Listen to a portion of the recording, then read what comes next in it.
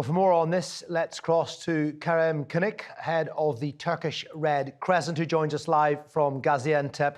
Kerem, thank you very much indeed for coming on the programme. The search and rescue efforts will continue, and I suppose on the evidence of the last 24 hours, there really is no choice as survivors continue to be found. Yes, besides the search and rescue activities, other humanitarian actors such as Kızılay and International Federation and our partner national societies and Turkish NGOs trying to reach out rural areas and people in need everywhere to protect them and to provide mass feeding and to provide shelter. For the early recovery phase, so we are preparing some appeal in collaboration with IFRC and UN agencies for meeting the necessities at the field. So Turkish Red Crescent mainly responsible for the mass feeding according to the Turkish National Disaster Response Plan, and we provided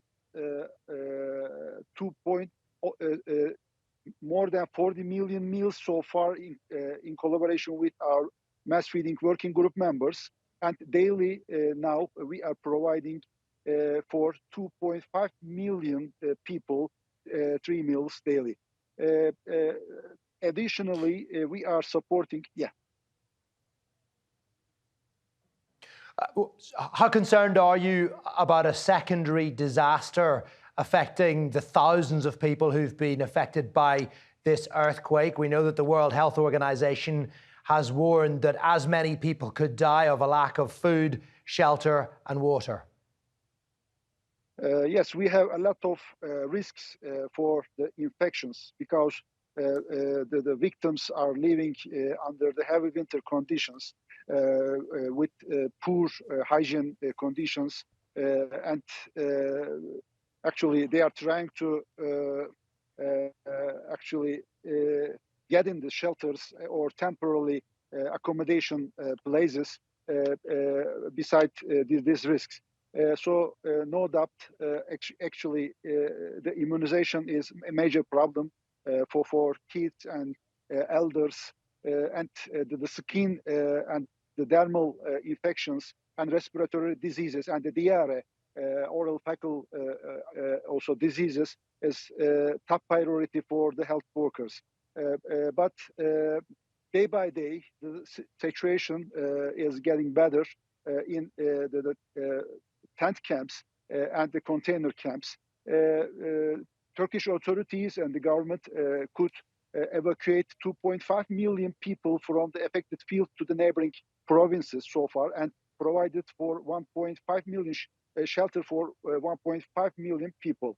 So day by day, we are increasing our shelter capacity, but we need more support from international partners. And just tell us a bit more about the people in your organization, the volunteers, who they are, where they came from, were they trained, or did you have to recruit people because it was such an emergency?